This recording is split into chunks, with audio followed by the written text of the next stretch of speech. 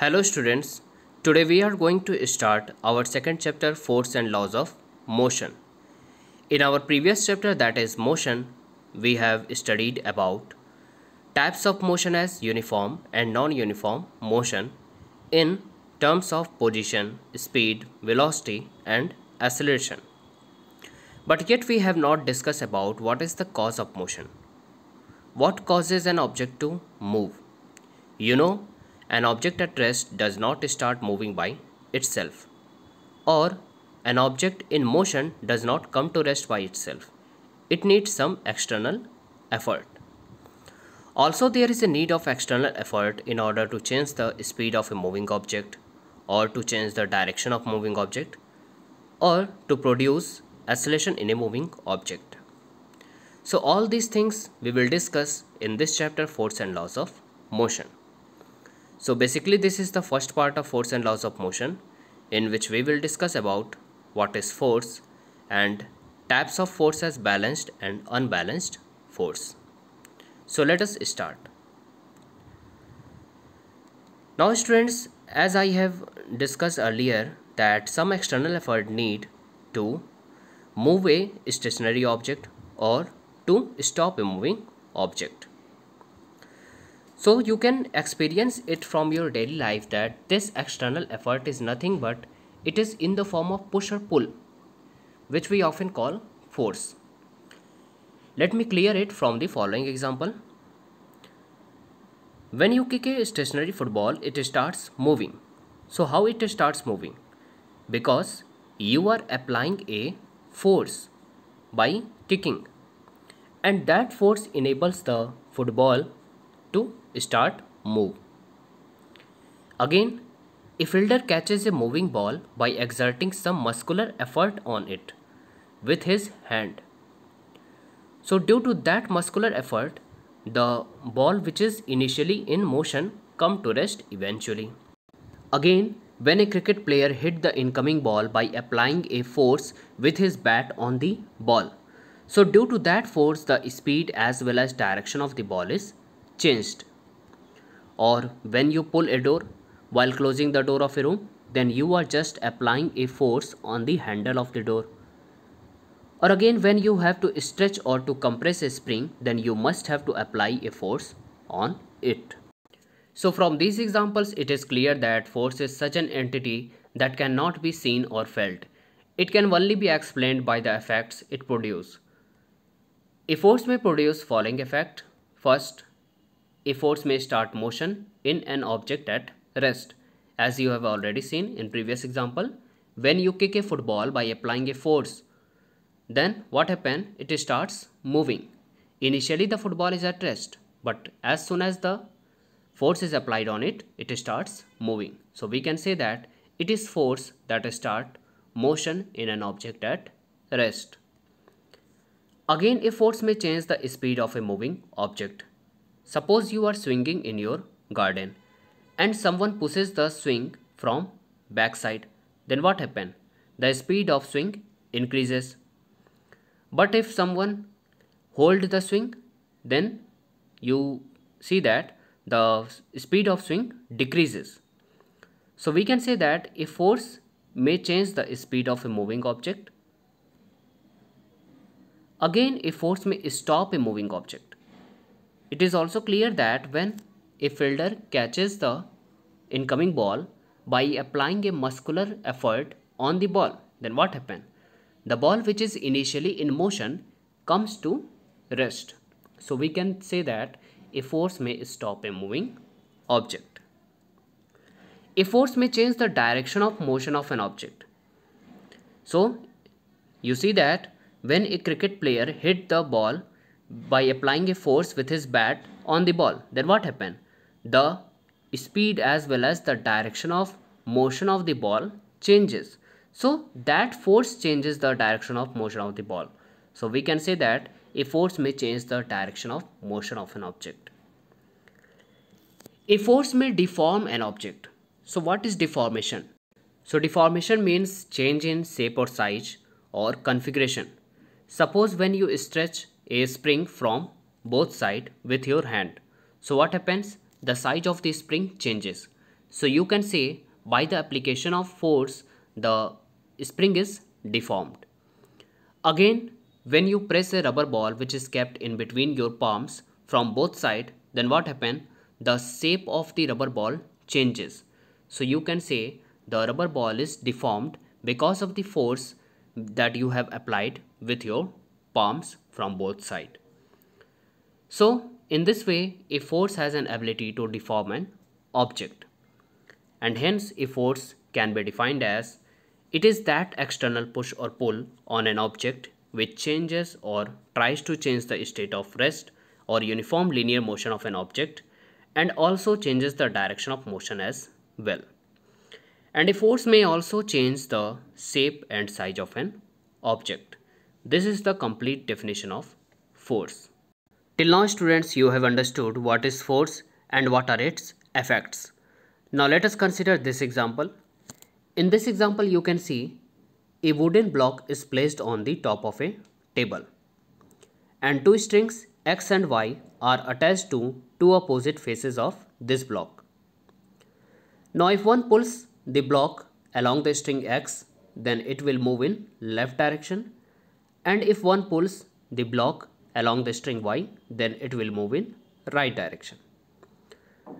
Now let us suppose that there are two persons. One is pulling the block along the string X with a force F1 equals to, say, F, and the another person is pulling this block along the string Y with a force F2 which is also equal to F. Now what happens? Does the block will move or not? The block will not move. Why this is so?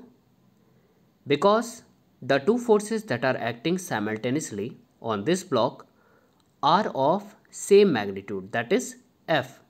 As you can see here, F1 is equals to F and F2 is also equals to F, and also they are opposite in direction. That's why they cancel out each other and the block will not move.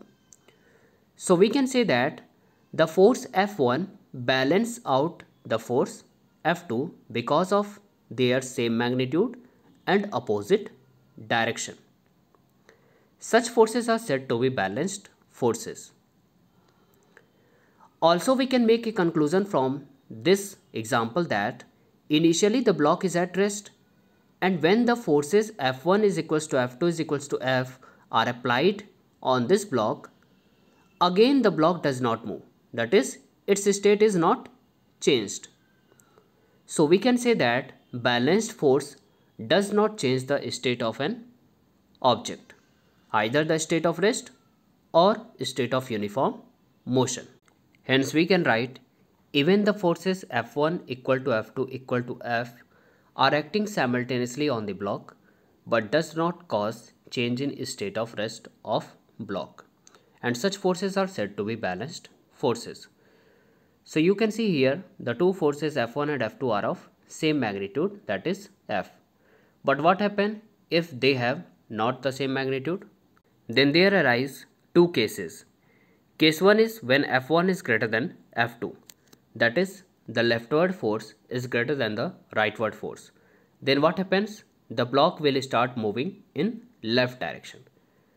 And case 2 is that when F2 is greater than F1, that is the rightward force is greater than leftward force. Then in this case the block will start moving in right direction. In both cases we observe that the forces are not balanced and hence the state of rest of the block is changed, and such forces are said to be unbalanced forces. So we can say that unbalanced forces have tendency to change the state of rest or of uniform motion of an object. Now what are balanced forces? When a number of forces acting simultaneously on an object do not produce any change in its state of rest or of linear motion, the forces are said to be balanced forces. For example, you can see here on this block two forces are acting, and these two forces are of same magnitude, that is F. As you can also see, the length of their arrow is same, that's why they are of same magnitude, and also these two forces are in opposite direction. That's why these two forces cancel out each other and the net force acting on the block is 0. So we can say that these two forces constitute balanced force because they have no tendency to change the state of rest of this block. Hence we can write, in above example, two forces of equal magnitude act simultaneously on the object in opposite direction. Hence the net force acting on the object is 0 and does not cause change in state of rest of the object. Now let us see some examples of balanced forces. Our first example is a girl tried to push a heavy box placed on a rough floor, as you can see in this figure. This girl is trying to push this heavy box which is placed on a rough floor. This is the force of push which is applied by this girl on the box, and also you know that when there is a relative motion between two surfaces, then there arises a force which is called force of friction. So here when the girl is trying to push this heavy box over a rough floor, then there is a relative motion between the box and the surface of the floor, and that's why a force of friction arises. Also from the figure it is clear that the two forces, that is the force of push which is applied by the girl on the box and the force of friction, both are of same magnitude and opposite direction. That's why they cancel out each other and the net force on this block is 0. It means the block does not move at all. Hence we can say that these two forces constitute a balanced force as the state of rest of the block is not changed. So we can write, the pushing force and the force of friction cancel out each other which act simultaneously on box but in opposite direction. So net force is 0 and the block does not move. So this is an example of balanced force. Another example of balanced force is, in a tug of war, the two teams pull a rope in mutually opposite directions. As you can see in this figure, there are two teams. One is on the left side and other is on the right side. Both the teams are applying same force of 300 Newton but in opposite direction. As you can see, these arrows represents the opposite direction. As the two forces are of same magnitude but opposite direction, so they cancel out each other and there is no net resultant force acting on the rope. So we can say that because of these balanced forces, the rope does not move in any direction. Hence, we can write, both teams are pulling rope with equal force of 300 Newton but in opposite direction. So the rope does not move in any direction because of 0 net force. Now let us see our third example, which is important example for balanced forces. When you apply a balanced force to compress or stretch a spring. Now let us see these figures carefully.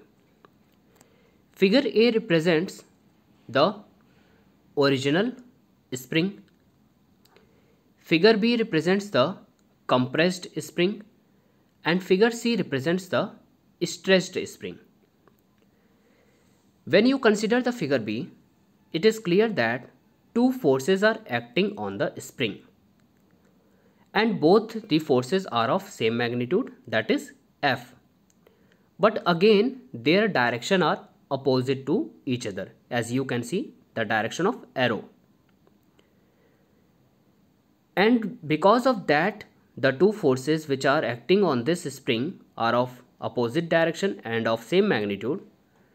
You can also observe that the length of the spring is decreased and also the gap between the turns is decreased when you compare this figure with figure A. It means on comparing figure A and figure B, we can say that in compressed spring, the size of the spring is decreased and also the gap between the turns of the spring is decreased. That is, the shape and size of the spring is changed. Even the forces that are applying on this spring is balanced. So we can say that balanced forces have tendency to change the shape and size of an object. Now let us see figure C. In this figure C, which represents the stretched spring, you observe that two forces are acting, and these two forces are of same magnitude but in opposite direction, as you can see from their arrow. And when you compare this figure with figure A, you observe that the length of the spring is increased, and also the gap between the turns is increased. So we can say that in stretched spring, the length of the spring as well as the gap between the turns of the spring is increased. Even the forces that are applied on this spring is balanced. So from this example, it is clear that balanced forces can change the shape and size of an object. Again, if we consider all these examples, then we can understood the effect of balanced forces as balanced forces cannot change the state of rest or the state of uniform motion of an object on which they are acting, but it must be clearly understood that balanced forces may change the shape and size of an object. Thank you, students. In next part of Force and Laws of Motion, we will discuss some examples of unbalanced forces and effects of unbalanced forces, and after that we will discuss Galileo's concept of motion. Thank you.